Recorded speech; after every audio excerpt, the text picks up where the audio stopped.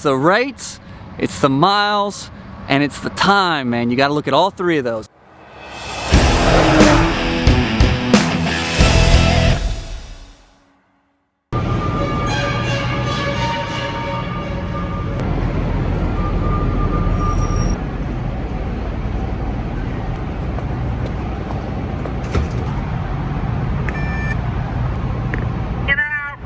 Checking in. One moment. Thank you. Hey, how's it going? What's up, guys? So we're down here in the Bat Cave in old Springfield, Missouri, bro. Giving y'all a little peek around, man. Pretty good space in here. I mean, you got to kind of judge it and gauge it. I'm gonna turn y'all around. What you need to do is, man, so say you're backing up into this door over here, which is where my truck is. You want your tandems to like pull all the way up, put your tandems right here by this boulder, and then when you back up, keep your tandems all the way close. Today we're going to La Crosse, Wisconsin. I deadheaded probably 154 miles to come pick up this load from Kansas City down to Springfield. I like picking up out of here because the rate is usually pretty good coming out of here. Like last night, this load paid $1,900 for 600 some miles. But now, woke up this morning, they're paying $2,200, man. So I just kind of held off, man, held off as long as I could, left real early this morning. It's rates, it's miles, and it's the time. All those things contribute when it comes to choosing a load that you want to run. That's how we get out of here, man. You always look for the light at the end of the tunnel, my man. All right, there we go. Clean lens, baby. Freaking clean lens, dude. Check this out, bro. I was at a mom and pop truck stop. Look what I got, bro. Dude, this bag of popcorn is literally the size of a small mountain lion, dude. And it's awesome. I'm going to be starting a new section in the vlogs. For every episode, I'm going to be answering a couple different questions that get messaged to me on Instagram. So if you're interested in having your Instagram shouted out on the channel, send me a message on there. Instagram Wild Beard Trucking. Look me up, send me a message if you got a question. Mr. White asks, what's up, my man? Hope all is good on your end. Got a question I was hoping you could answer if you don't mind. When doing Amazon, do they care about you arriving early? If you arrive to drop hours early, do they make you wait? I heard that when you're picking up, it's 10 to 15 minutes before, but can't find the answer for dropping. If you're just doing a one-way trip, which is what you're talking about, a one-way, pick it up and drop it at that from point A to point B, you're not gonna have to wait. You can get it there, drop it, leave it, you're good, you're done. Now, if you're doing a round trip from point A to point B, back to point A again, it's a little bit different. You have to pick up an empty usually, or pick up another load, and you have to wait till that load's ready, or they have it available empty. So that gets a little bit more complicated, but usually from point A to point B, you drop it, you're good. You can get it there as early as you want to get it there, as early as possible. They're gonna take it. Second question comes from Max Wygum. Hey man, absolutely love the trucking videos. My best friend and I both have CDLs and are looking to go owner operator as a team. We have about 110K starting capital. Wow. That is a lot of money. And wondering what you'd suggest as far as a first truck, flatbed versus drive-in, or any other info you'd be willing to share.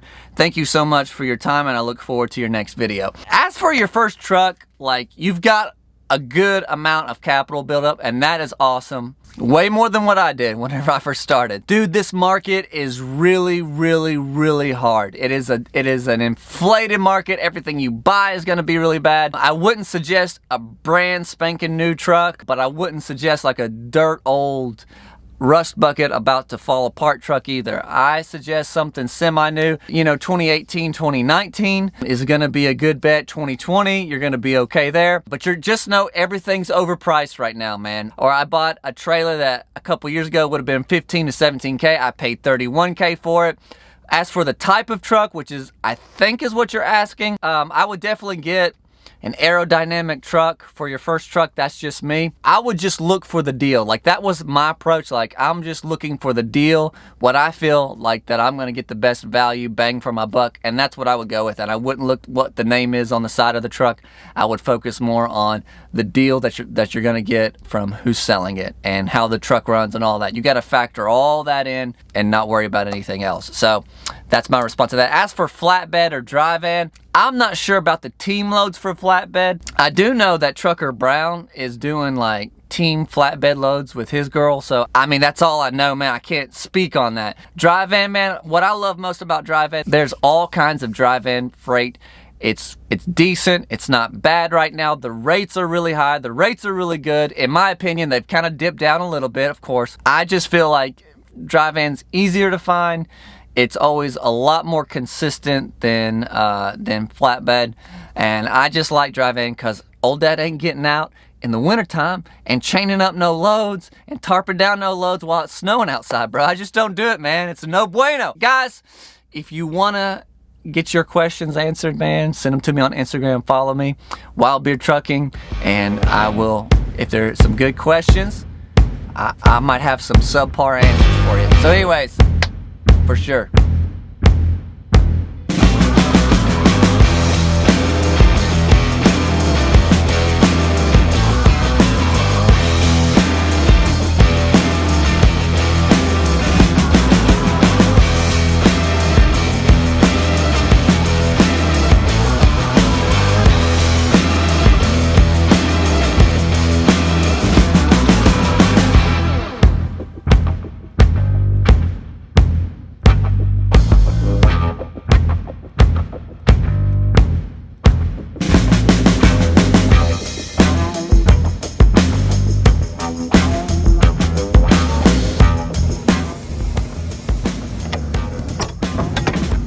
Don't mind me, just a glorified garbage haul. I'm at a recycling dump here. Let's get it in there, Dock 6.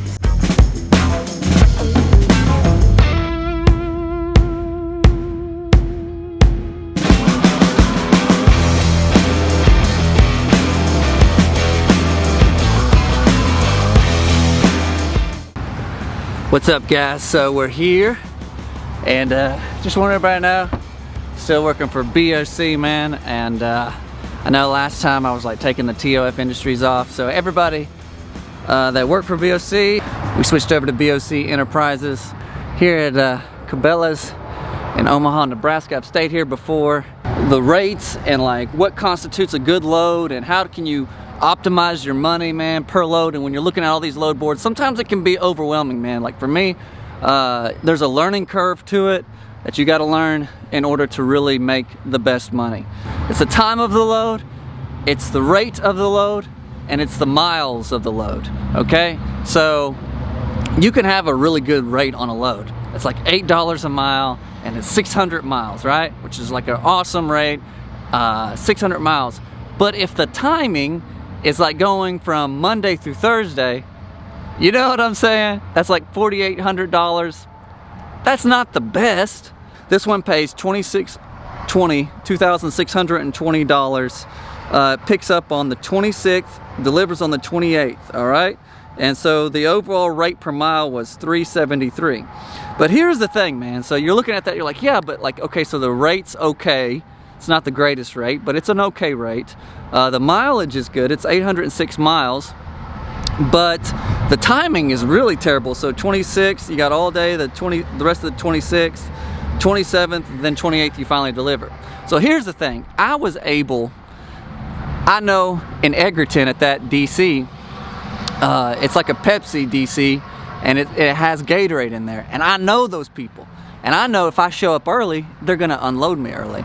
Plus, I know another broker that ships out of there all the time, and I was able to get another load that was $2,000 going up for one day, all right? So I did that load in one day, unloaded and reloaded all at the same time in the evening, all right? So I was able to really optimize my money, because I knew that shipper and receiver, man. They know me down there, bro. They're my pals, man. That's my people down there in Edgerton, Kansas, man. It's all about your knowledge, getting to know these places, getting to know where you're gonna go, what's your time like, and all that kind of stuff. So it's the rates, it's the miles, and it's the time, man. You gotta look at all three of those. And the longer you wait, like on Uber Freight, like the last minute booking the load, the better the rate's gonna be, okay? So just be mindful of those kinds of things whenever you're out there and doing that kind of stuff, okay? Be mindful, man, be mindful. Woo! All right, back in the truck where it's a little bit warmer. So I wanted to finish things out with one last story, man, one last story. And if you've stayed with me to the end, you know what that means. And I just wanted to share one of the most embarrassing stories of my life. One of them, anyways. I've got a lot of them. But it was one summer. I went and lived with my grandparents for 6 weeks to help him out with his grass cutting business. And we were pulling the ladder out of the truck. I was taking it back into the shed in his backyard. And as I was swinging that ladder up to lean it up against the wall, there was these long fluorescent bulbs in there, and I swung that ladder up. I was probably like 14 years old. Swung that ladder up and busted out one of those bulbs, and everything just all the glass pieces just shattered, and all that stuff just came down on me. And man, I just felt so stupid. I was like, man, this is so embarrassing. And I was really scared to tell my grandpa. I was like, oh man, I really do not want to talk about this with my grandpa. So I leaned the ladder up against the wall, and I went to my grandpa, and I was like, Grandpa, I'm so sorry. I just feel so stupid, you know, I can't believe I did this. I don't know why. I don't know how I did this, Grandpa, but I swung the ladder up, it busted out one of the bulbs, and I was like, I just kept on saying, I don't know how I did this, man. I don't know how I did this. I don't know how I did this. And my grandpa, man, who's from the Appalachian area, East Kentucky, West Virginia side of things, he's like, I know how you did it. He's like, you weren't paying no attention. That's how you did it. You weren't paying no attention. He's like, it's okay. He's like, we're just gonna go to the store. We'll buy a new bulb and we'll put a new one in. It's not even a big deal. He's like, we'll take care of it. We got a new bulb, and he showed me how to put a fluorescent bulb into a fixture, and I never forgot that. There's a verse that comes to mind, man, and it's out of James chapter 4, verse 6, and it says, God opposes the proud, but gives grace to the humble. And you know, sometimes in my life, and I'll be the first one to tell you, man, I've been so arrogant, thought I've known everything, and thought I could do it all on my own, and I didn't need, you know, sometimes I don't need anybody's forgiveness. I'm good, you know, and I've been in that dark place before. But God can't work with that. He can't work with people who are too proud to ever say sorry or that I'm wrong. But I'm thankful that when we are broken, and when we are humbled, and when we do, you know, come to God with a humble heart, He is so faithful to forgive us and to show us grace. And man, I don't know where you're at today, and you might be on the breaking point, and you might be in a low place, and you might feel really stupid today, and you might feel like you're just on the edge and you can't take another step.